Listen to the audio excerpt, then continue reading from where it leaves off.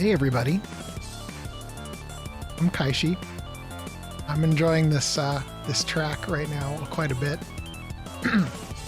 I'm using a new version of OBS that came out just a couple days ago, so I've had to tweak some things, and I think I have everything settled now, but there was a lot of little stuff to mess around with, and I pretty involved. So I've got my friend Edith here with me. Say hi, Edith. Hello, and yes, I agree. Danny Baranowski is awesome. And so last time we were playing, today we're playing Code Vein. I should say that. We're playing Code Vein. We've been playing Code Vein for a little while now. And last time we were right before the boss of the fire zone. Edith and I both got pretty much set up right in front of there, but there's, you know, I don't know if I'm excited for another boss or if I'm a little anxious, but it is what it is. We're jumping into a boss fight. So, Edith, do you have anything you want to say? The boss is probably weak to ice because it's a fire boss. That's not a bad point. I hadn't really put a lot of time into what the boss might be good or not good at. I was working on leveling up the Survivor blood code. And hey Shade, how's it going? Good to see you. The Survivor blood code, I'm really close to maxing some stuff out. But like, I don't want to level up my character, but I also don't want to sit on 285,000 Haze that I might lose, right? So I'm kind of tempted to say we should take a little time, fight a couple extra things for no particular reason, and just skill up before we make it even harder to skill up, right? Okay. So are we going to the back alley? Yep. Cool.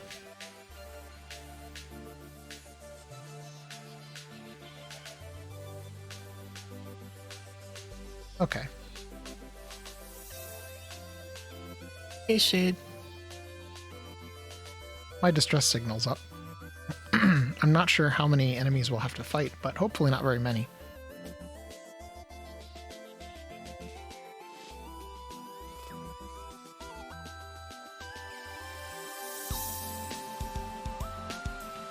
So yeah, the new version of OBS has a couple of little improvements that I'm pretty happy about. Nothing super crazy, but thus far it's been good to me. It's been a little more stable, which I like. I'm not sure if they changed anything in any of the encoders, but they did change some of the back-end code to be a little bit more modern.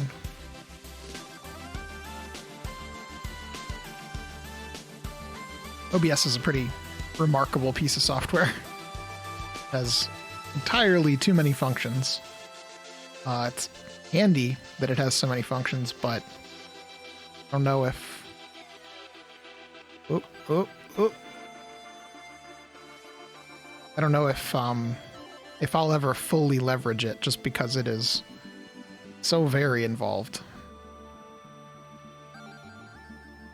Oh, that was not the ability I needed to cast. That was a useless cast. I'm going to die now because I have not stepped out of this fire. Yeah, that's really bad. Massively bad.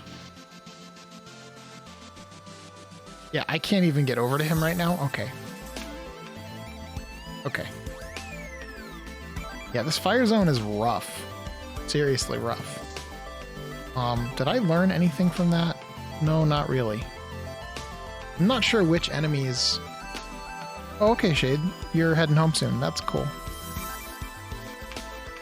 Oh gosh, get out of the way. I do not like this fire zone. I am looking forward to being done with it. But... Me too. You can see how close I am to maxing out a couple of abilities, and I would rather get that last pip of experience before... Understandable. Yeah. I don't know. Oh, I held the wrong button.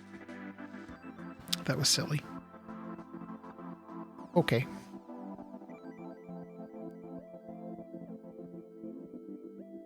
Ow! Who hit me? This guy with the gun. I didn't even realize there was a guy with a gun from where I was standing. Okay, that was a bunch of abilities mastered all at once. Let's take a look. Nice. So there's 2 that I'm missing still, but only 2. I mean, at least that's a step in the right direction. We could probably head back, but if I spend all... Oh, Shade, you've been playing Lost Ark? What do you think of it? I haven't played it. I'm not really an MMO person, but I've heard some people say it's really good, and I've heard some people say it's really basic. Like, it's pretty, but doesn't really evolve anything above creature comforts past, say, EverQuest. Like, it's just an MMO. That's the sort of thing I was hearing. And I mean, I know that for some people that's their favorite genre, so it's not a bad thing, but wow, that went really bad.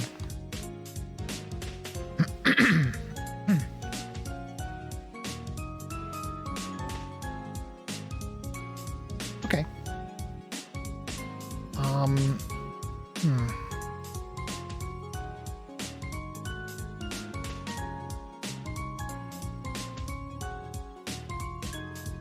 I'm starting to get the impression that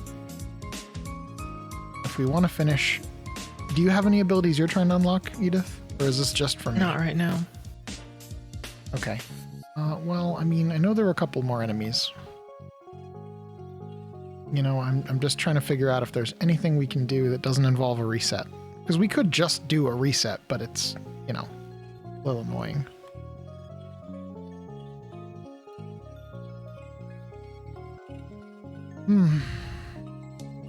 Maybe we should just do a reset. We know there's a bunch of enemies right here.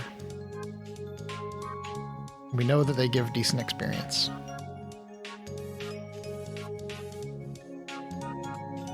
It was this way, wasn't it? I think that was the only bit of fire we had to walk across.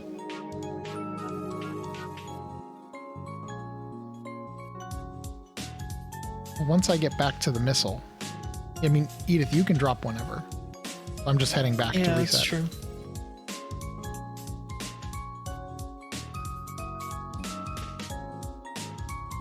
Oh, so it's free to play. I didn't realize it was free to play. I thought for some reason you had to buy it. I've been waiting for someone to do a free to play game that feels like a classic MMO but isn't too brutal and doesn't have too many... I don't know. Free to play is one of those things that if it's done right, I really like it, and if it's done wrong, I'm just kind of grumpy all the time. So it's like Diablo, but MMO form. Okay, I mean, that makes sense.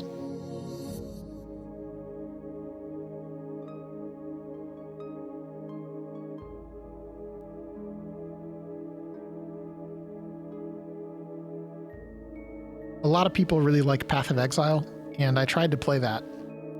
And it just really didn't do it for me. I didn't even finish Act 1 before I was just like, this is strange in ways I don't need it to be, and familiar in ways that feel dated. And so I don't know. It didn't speak to me. But I know there's lots of other people who really like that game, so I don't want to critique the game itself strictly, if that makes any sense.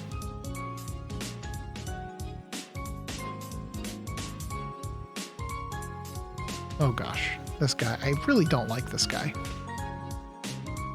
Wow. These blue guys are really just horrible.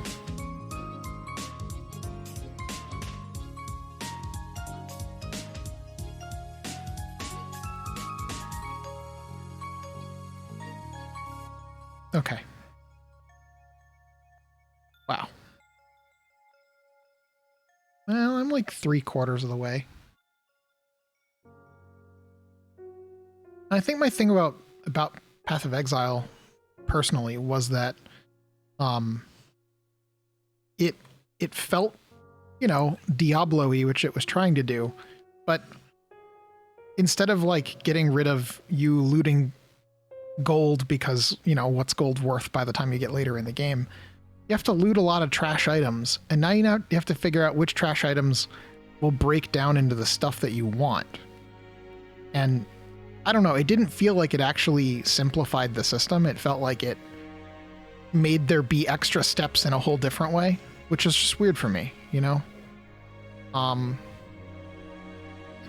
Like, I think they were trying really hard to make it feel like it encourages trading, but I don't know.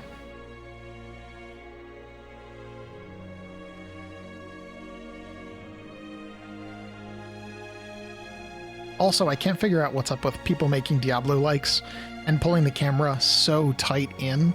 Back in the 90s, when those like sorts of games came out, the camera had to be tight because we just didn't have more resolution than that, and they wanted to show off the pretty sprite work. Nowadays, you can have a lot more flexibility with your camera, and this was a critique I had of Diablo 3, that it felt like the Diablo 3 camera was forced really, really tight for no particular reason. And then it's just like really zoomed in, right? Now, in a third-person game where you're mostly looking in one direction, you know, this game's camera is pretty tight compared to, say, Diablo. But when you're looking from above, if you can imagine, if the camera was this close to you when you're looking above, like it's unplayable because there's things off the screen that are going to hit you, but you can't even see them. And so Path of Exile visually is closer to this than it is to, say, Titan Quest, which came out in 2000, I don't know, 4, 3, something like that, 5. I feel like there's other people in that specific genre who have tried to take advantage of modern tech better. And I feel like Torchlight succeeds in a way that Path of Exile to me doesn't, in terms of the camera specifically. I don't know if I'm making sense to anybody, but I mean, I just thought for it being an actively developed game, they wouldn't have the exact same flaw that Diablo 2 has, right? Like even Diablo 3, the camera was a little bit further back than Diablo 2, just a little bit. The Path of Exile to me feels like the camera is actually tighter in. Like I can see fewer enemies at a time. And in the Diablo era, that was like an actual performance hack, right? Like the less stuff you have on screen, the better the game will run. So put the camera pretty tight, and then, you know, there just won't be a lot of stuff on screen, which is partly why Blizzard didn't want to make the game support 1024 by 768. Diablo 2 capped out at 800 by 600, and that was with the expansion. But then they remade Diablo 2, and they kept the sort of a look that it had by keeping the camera really tight, but for no technical reason. And that's just, to me, like a design flaw.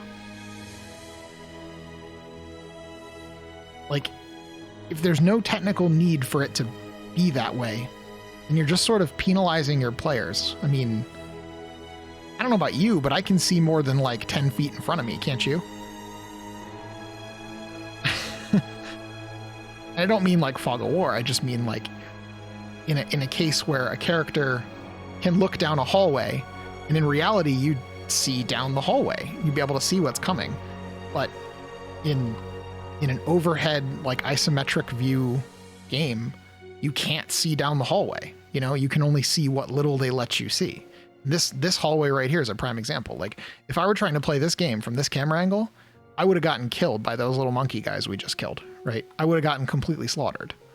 Now, obviously, they balanced this game differently, and I'm not talking about balance. I'm saying, in my opinion, in 2022, we should not be holding ourselves to limitations that were in place for technical reasons 20 years ago.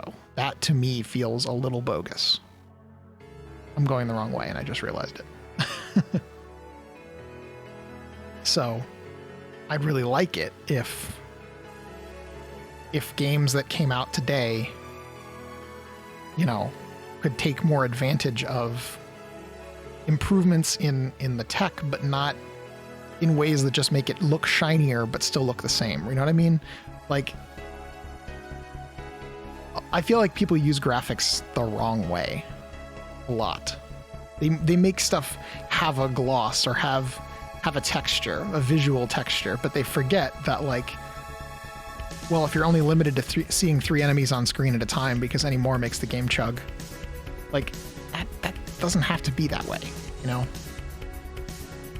You can make your enemies a little bit lower resolution, a little bit lower poly count, and have 200 on screen. Take a look at, what's the name of that Destiny Warriors or Dynasty Warriors or something like that, where there's sometimes like 500 enemies on screen, you know? And I'm not saying every single fight should be like that. That would be bogus too.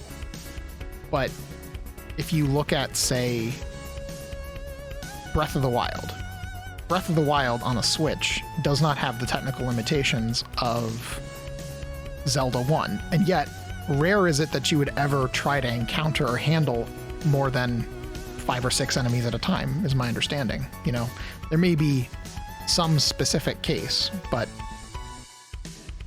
it's rare. Do you get what I'm talking about, Edith? Mm-hmm. What's your opinion on it? Well, for the Path of Exile stuff, your criticisms are valid. I have felt like the camera is too close as well. But I guess for me, it's not a deal breaker. Well, that's fine. I mean, for context, I play a lot of Path of Exile. Well, and to each their own. I want to make it very clear that I'm not trying to shit on something that anybody likes, okay? What I'm trying to say is more from a game design standpoint. That's what I'm talking about, you know? Like what you like, but wouldn't you like it more if? Does that make sense? Mm-hmm. Absolutely. I mean, I know for me, I think games that give you a variety of experiences are more interesting than games that give you more of the same. And so one of my critiques of Breath of the Wild, I haven't played it, but I've seen a fair bit of it, is that, yeah, you're roaming around in an open world, but how many different kinds of enemies are you encountering most of the time, right? Most of the time you're encountering one of a couple types, and that's it. And that's okay. But what if there was a situation where all of a sudden you were having a Dynasty Warriors-like situation? You know? Instead of fighting 2 or 3 moblins around a fire in a forest or on the plains, you were fighting 500 little slimes, right? Obviously, the game balance would have to be a little different, but it would make the game have more variety, and it does have moments like that. But still, you don't typically handle more than, 4, 5, 6 enemies at a time, ever. Maybe it's just because human focus. Maybe people have trouble having fun trying to handle that much stuff. But I remember playing Diablo 2 and there being quite a many enemies on screen, and it kind of chugging at times because, at least back in the day, the hardware that we had single core systems, we had limited RAM, everything was slow, and yet this game most of the time ran pretty good. Whenever I think about action RPGs of that style, the ones that really, like Titan Quest, did so much right. And it wasn't perfect, but did you play Titan Quest, Edith? No, I didn't. Okay. I've never even heard of it. Okay. Well, it's another game in much the same vein, but it was from that era of, hey, let's take all those things that used to be sprite-based and make them polygon-based. But it still maintains the sort of perspective that that Diablo 2, did. Which is to say, not strictly isometric, but bird's eye inspired by isometric. I think that's probably the best way to describe it. But it's themed around Greece and Greek gods mostly, although also Egypt and some other things, but it's pretty neat. And what I really like about it is its class system is extremely flexible. Like, you always multi-class, and you sort of build a class by picking sort of like 2 elements. And so there's tons of combinations, and each combination has its own skills. and you can respec if you need to anytime. So that's pretty cool. What it doesn't do is it has no system for random map generation or random enemy placement. So once you've learned the game, much like Dark Souls 1, there isn't another like master quest or whatever, like a variation you can play with alternate placement. You know, that's something Zelda 1 did right. It gave people the option for a harder, like a remix, you know? I respect when games do that or when they have random dungeons, but where Diablo 2 did such a good job having largely randomized tile-based dungeons, Diablo 3 tried to and wound up not really succeeding at it because there were so many tiles that only linked up certain specific ways, and so its randomness wasn't very random, you know? Like, it felt more like a chore to me than Diablo 2 did. It didn't feel like I was actually exploring. I felt like I knew what I was looking for, if that makes sense. So Titan Quest doesn't have anything like that, and in exchange, Titan Quest has really good enemy placement one time, and if you learn where every enemy is, well then I guess you've mastered the game now, and there's no need for you to play it again or something, but you can play it again with a different class setup, you know? I don't really know where I'm running. I guess I'm running back. I'm not really getting a lot of experience on these abilities. I'm getting a little bit. I think they just take a lot. But yeah, they do. Ow. I am really terrible at handling these firewalls. It's constant. They're everywhere. I don't love this zone, if I'm honest. Like, this is probably my least favorite level that we've encountered. It's well lit, but I wouldn't call it fun. I would call it an exercise in frustration.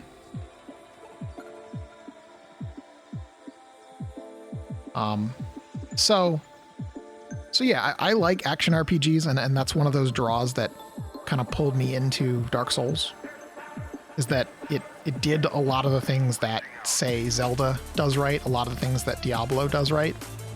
I don't know that I would want to play a Dark Souls or a Souls-like game that had a whole lot of roguelite elements. Like, if the map was randomized and your drops were randomized, you didn't have that careful world building that Dark Souls 1 really mastered, you know? I mean, it's not without flaws, but like it's one of the best examples of what you can do when you build one world really, really well and you make things all interconnect exactly right. You know? I would like it if we could get Souls level world building out of the team behind the Elder Scrolls games, you know? Out of like Bethesda's development crew who build that stuff, because I just feel like their world building, while good, that's what they're kind of accredited for. It's just more of everything, but not super good anything, if that makes sense. The worlds are huge, but they often feel kind of empty or full of stuff that you don't care about. So you can endlessly explore, but you won't find anything that matters.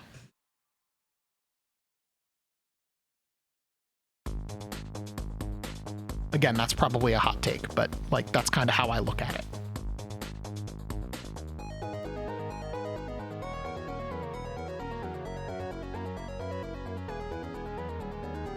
I feel like one of the reasons why people really loved Diablo 2 so much is that it just managed to have the right amount of randomness and the right amount of consistency so that it was fun to replay it even when you knew what you were looking for. But I think my critique of it looking back is it just needed to be patched to have certain little creature comforts over the years, you know? Like, increasing the resolution of the game would not have been a bad thing to do, even if they didn't redo the artwork. Just to take advantage of widescreen stuff. They didn't need to remake the game to make the game compatible with slightly newer things, you know, 16:9 aspect ratio.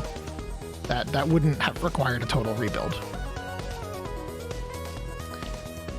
But I want to say, so Titan Quest is an interesting one. The company that made it, I believe that they went under or something like that. Like they were around for a while, and then they weren't.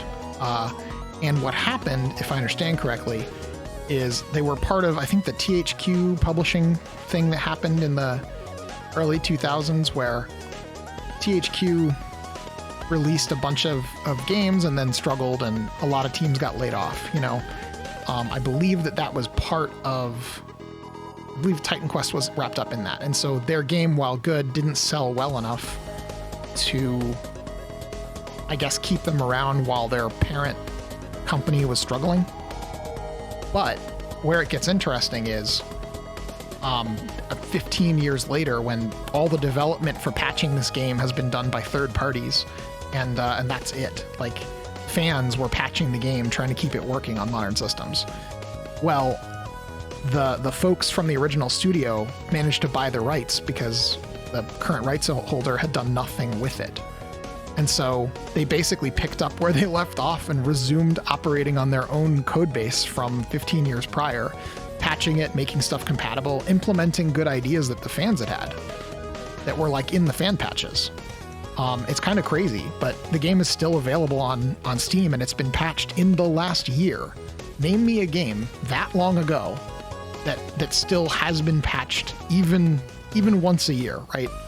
Even just basic, keep it working with modern APIs, keep it working with modern OSs, you know, just that level of patching. If they'd done that with Diablo 2, there would have been no need to remake it.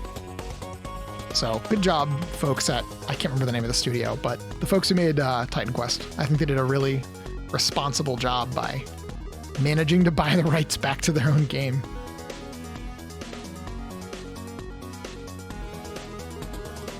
I'm a big fan of Night Dive Studios. I don't know if anyone here knows about them. I probably mentioned them a few times before, but what they do is they buy the rights to games that were published a long time ago and, you know, were good for their era, but weren't necessarily popular enough to see a ton of sequels or,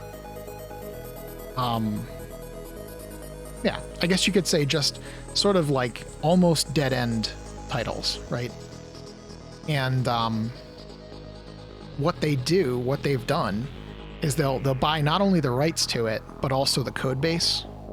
And they'll actually just kind of pick up where they left off with the engine. They've written their own whole engine for porting N64 games specifically to new platforms, where they can basically import an N64 game and all of the way that N64 handled stuff, but then with some tweaks. You know, I'm not saying it's instantaneous, but basically they have like their own independent engine. It's not Unreal Engine, it's not Unity, it's not any other big boys.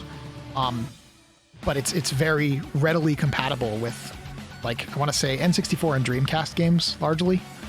And so then they just have to sort of like, you know, they have to change the code base, but a lot of the game's original logic is able to be preserved. A lot of the original scripting and things like that are just picked right up, so they don't have to start from scratch.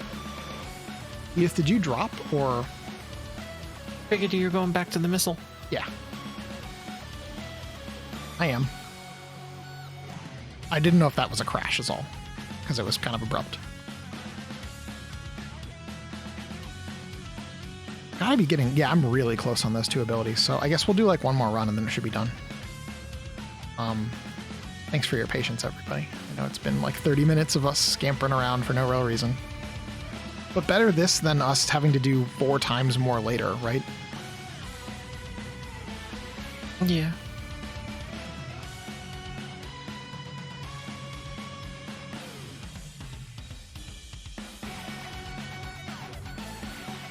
Okay. So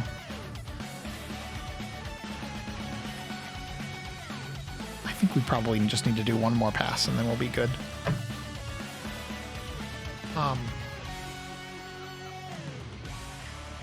So Shade, tell me more about how specifically Lost Ark works, because I really haven't heard much. Like, Is it dungeon based? Is it random? Is it a big world? Like EverQuest 1 had almost no randomness in it. The game was just sort of built, and it was very cool, and I liked that. Whereas a lot of other games have highly instanced content that's kind of unpredictable, and people like that. I don't know. I don't know what I prefer. They're different.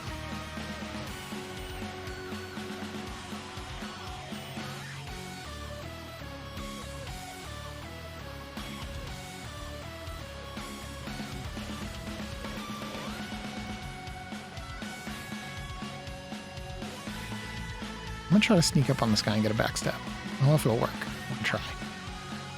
I was able to do it.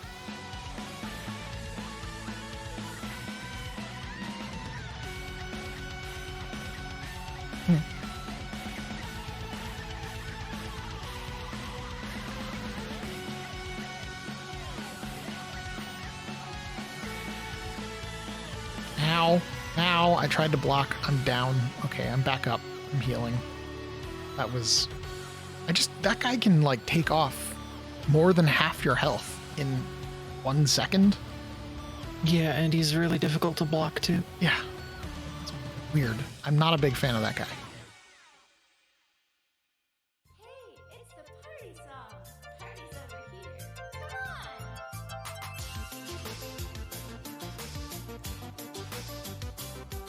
on. Hey, there we go.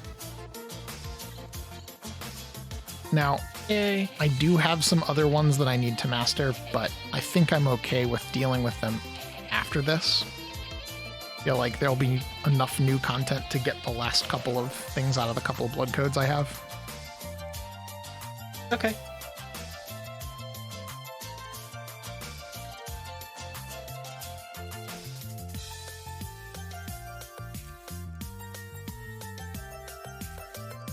All right, one more rest at the missile, and then we're gonna try. Yeah, the boss. I'm gonna blow 500,000 haze, and then we'll go for the boss.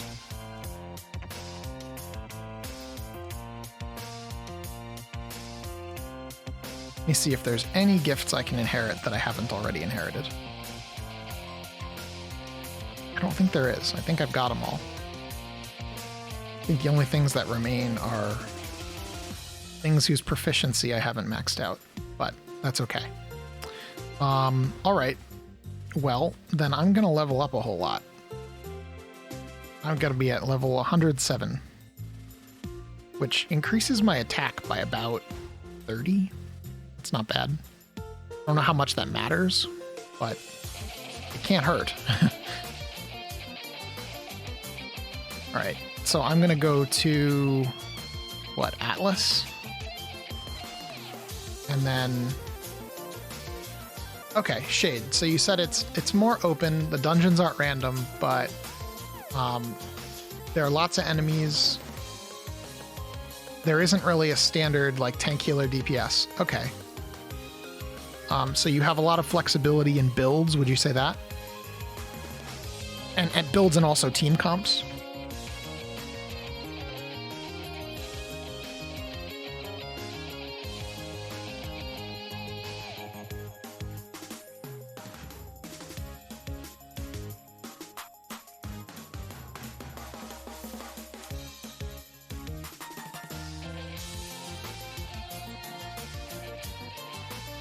Okay.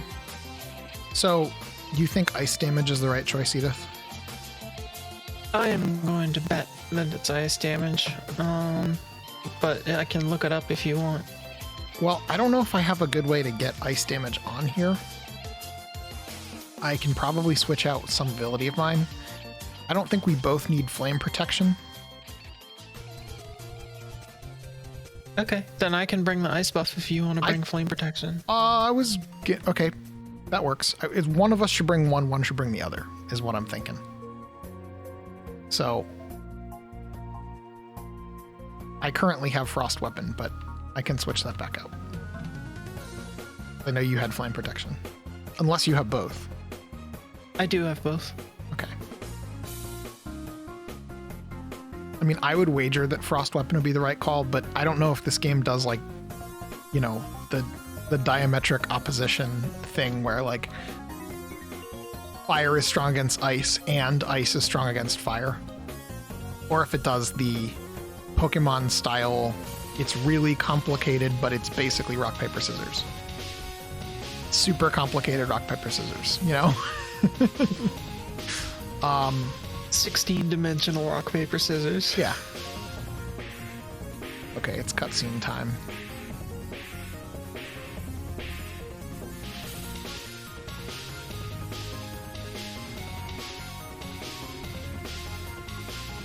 Uh-oh.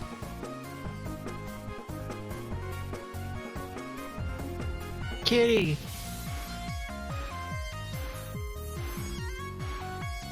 Kind of kitty-like.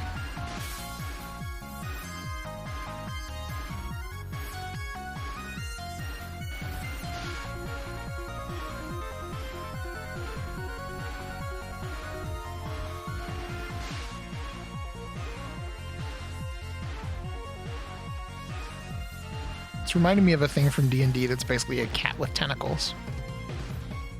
Although those have extra legs.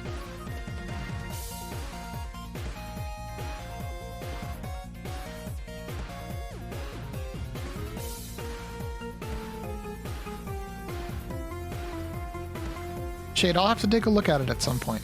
Maybe maybe you can show me. Maybe I'll jump in your stream the next time you're up if you're playing that.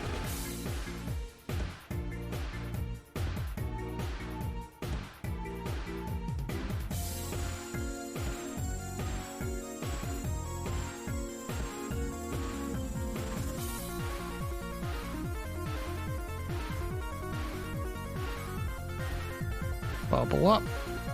Okay.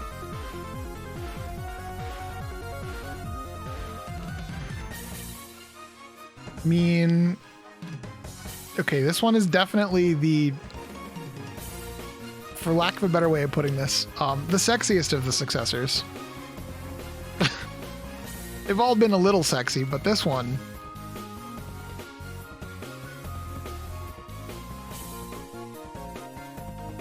Shade, that sounds good. I will take a look if I am able. Oh gosh. Oh gosh. Oh gosh. Oh gosh. I need to heal. I am down. I need to heal right now. And I need to cast the ice weapon and the bubble. Okay, that was not great. I need to move. I need to heal. Okay, well, that didn't go very well.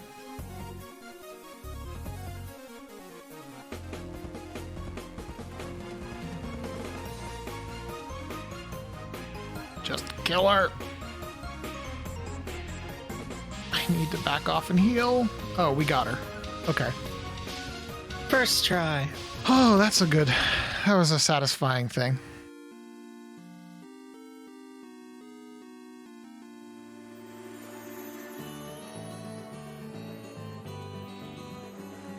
And now there's this bit where we go do an extended memory thing.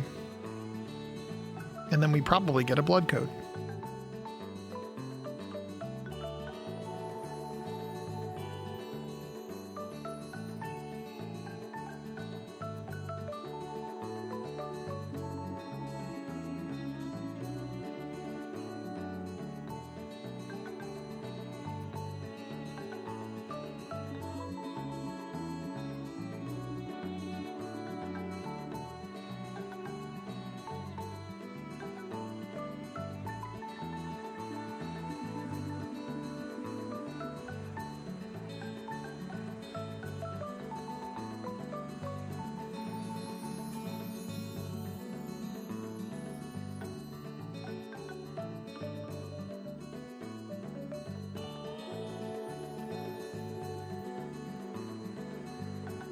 Okay.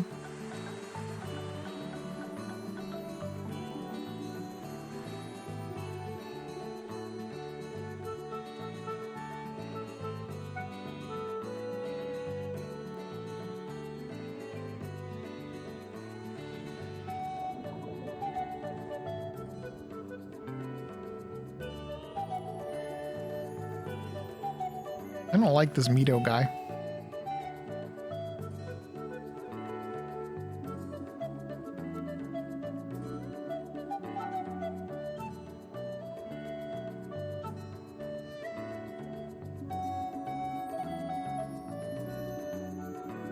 Okay. And then we all fall.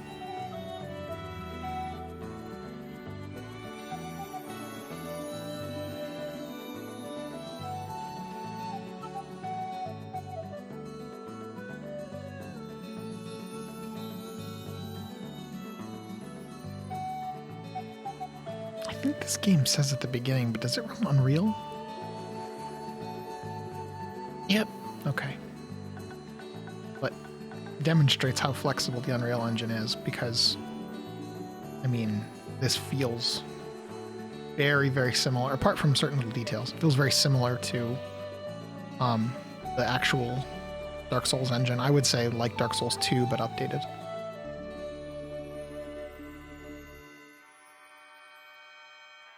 But that was not running Unreal.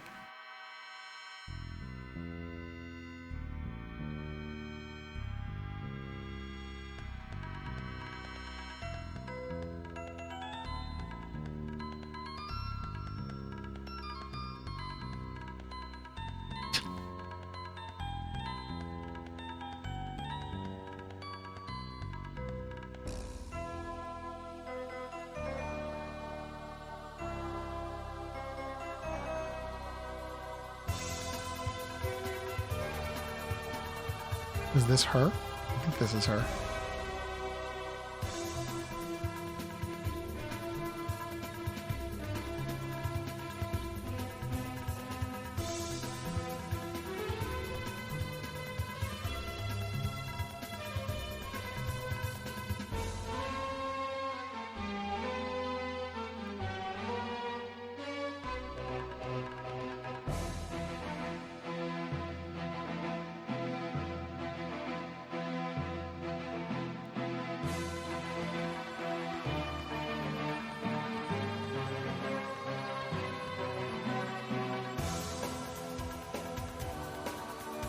Yeah, whether or not Yakumo wants to, he needs to get over there now.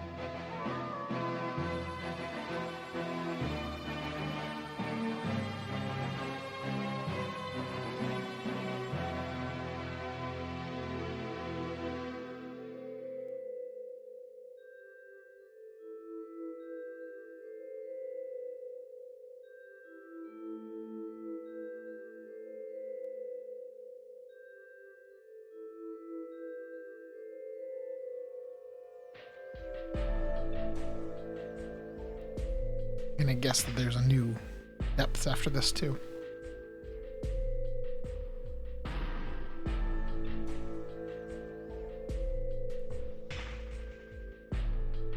One of Brock's famous jelly donuts. Am I right, everybody? I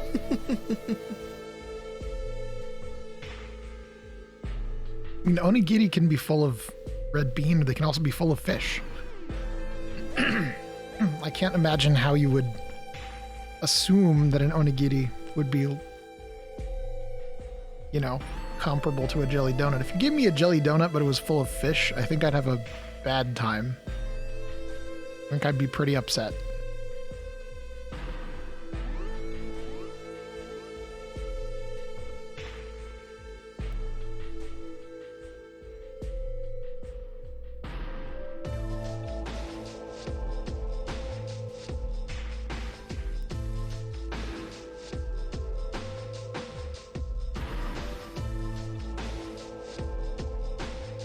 Give the girl a hug.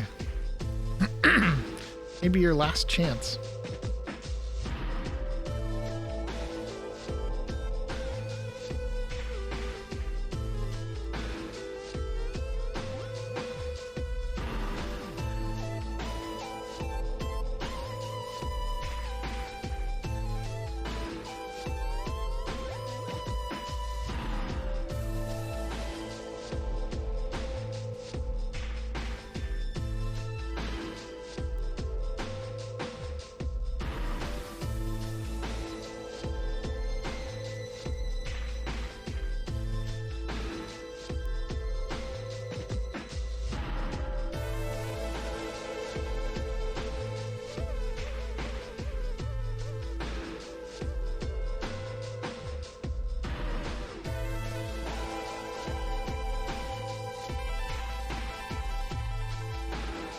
Classic Japanese trope of cutting off the fact that she's probably trying to say I love you.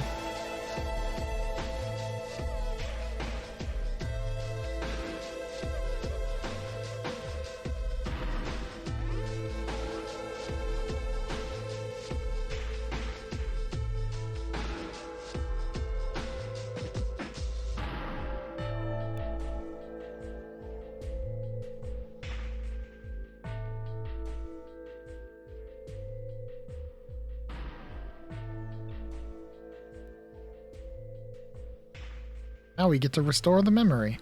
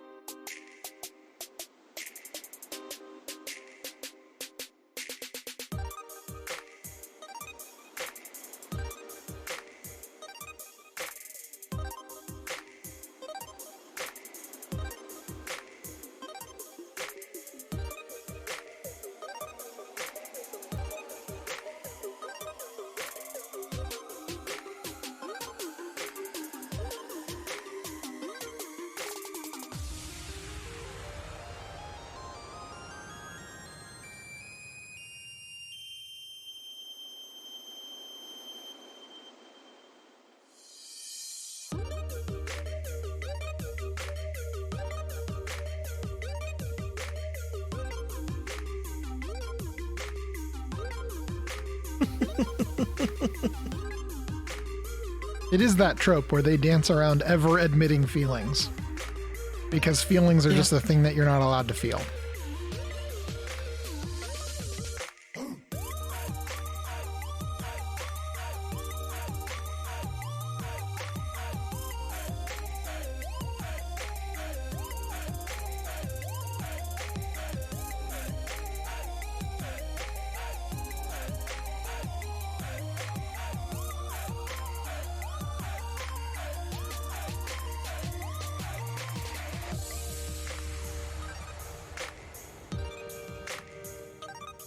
I wonder where we're going to go now.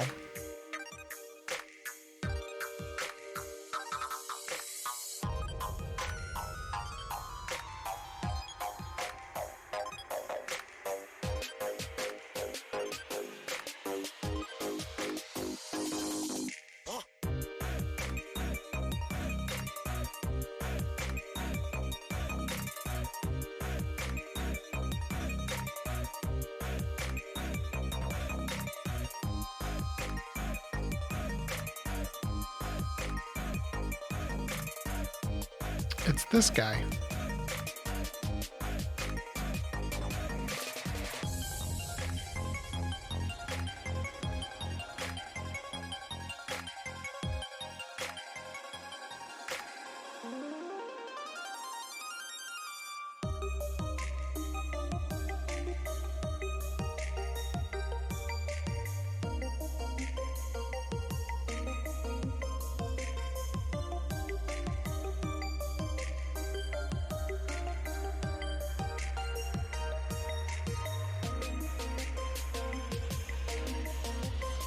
So he has bodyguards who are like the knights from the other zone.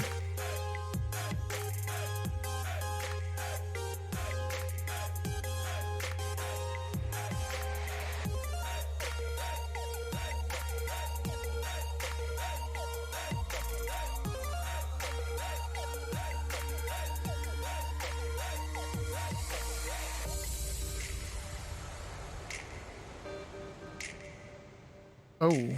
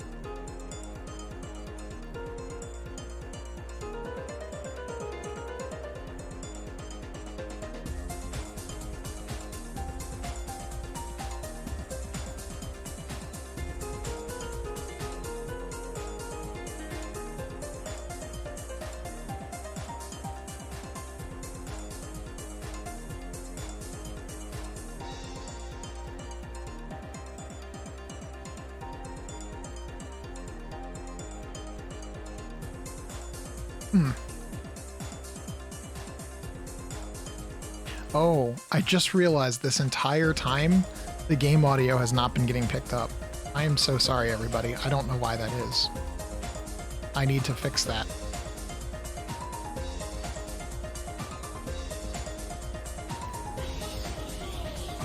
That's what happens when I have to update stuff in OBS. I apologize.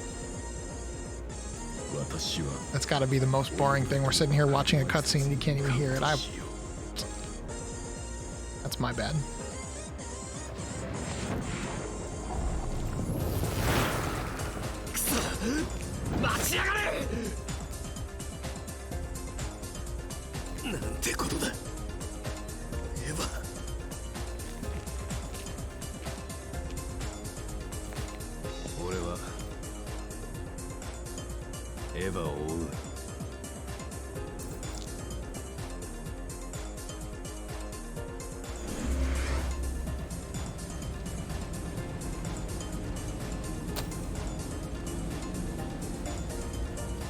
Okay.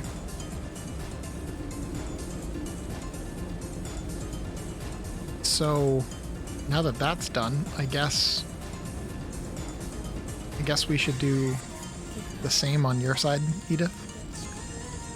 Yep. Back, you passed the vestige. Did I? Yeah, remember when the attendants, when we defeat the successors, the attendants turn into a shard. I didn't realize they turn into one. That makes some sense. Guess I'll go look at that one now, and then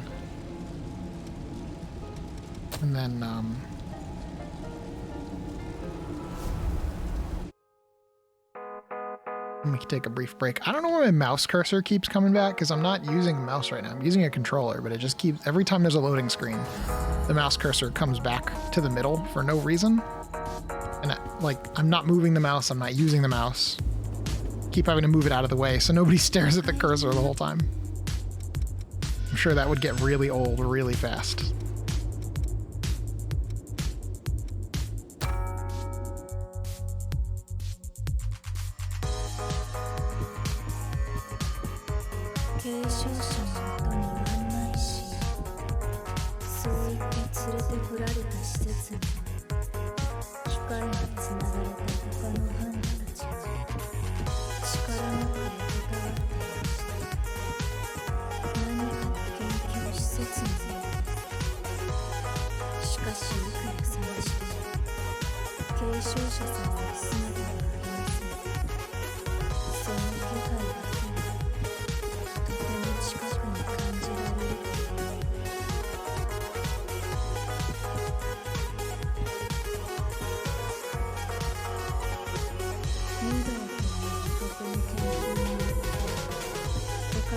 Okay, so Mito's been doing all the experimentation stuff.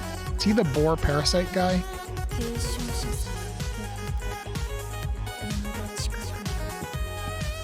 I'm not sure.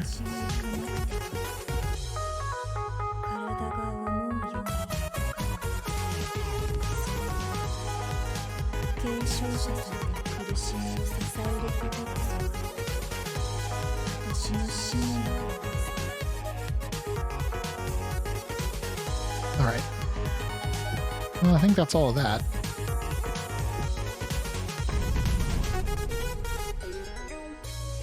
See, it put the cursor back. I don't know what's going on. Oh, at least it doesn't look like it gets picked up in the stream. What's Timberborn Shade? I hadn't heard of that. It's Beaver Civ. Okay. I've never heard of it.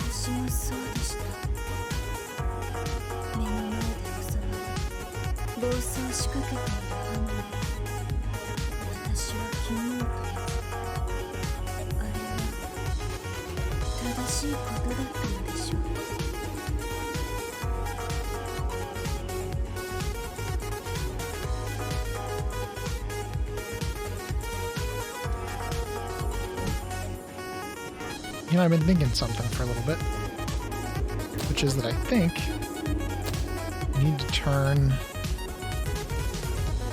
the sound and maybe do more like that.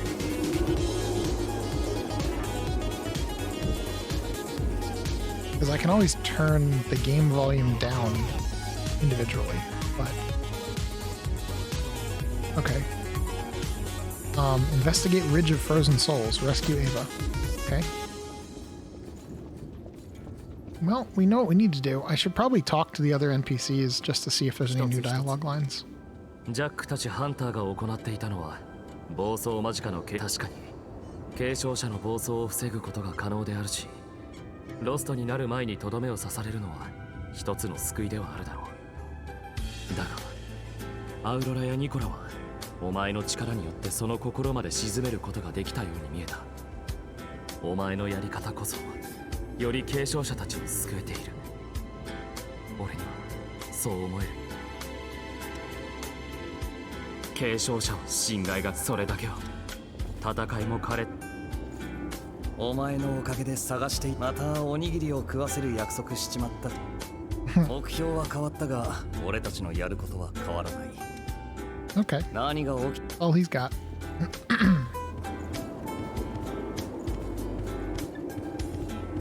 Oh, I should go back and see if there's an NPC who can give us a depths key, because it's been pretty consistent. I just wonder if it's back alley where they'd be or if it's the front of the zone, you know? I guess we'll find out. I'm not sure. It should show up on your map. Well, if there is one. But there may be part of the quest line that we haven't done somehow. We've seen that before, where the NPC's not there for reasons. Yeah, I'm not seeing anybody. Okay. Well, I'm not sure where we would go next.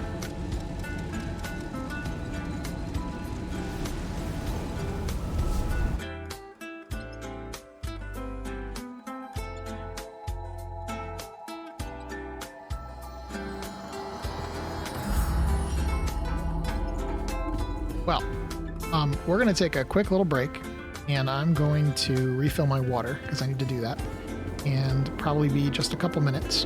And I hope that by then we will know where we're trying to go, because I hate for you guys to have to watch us scramble around, not really sure what we're doing.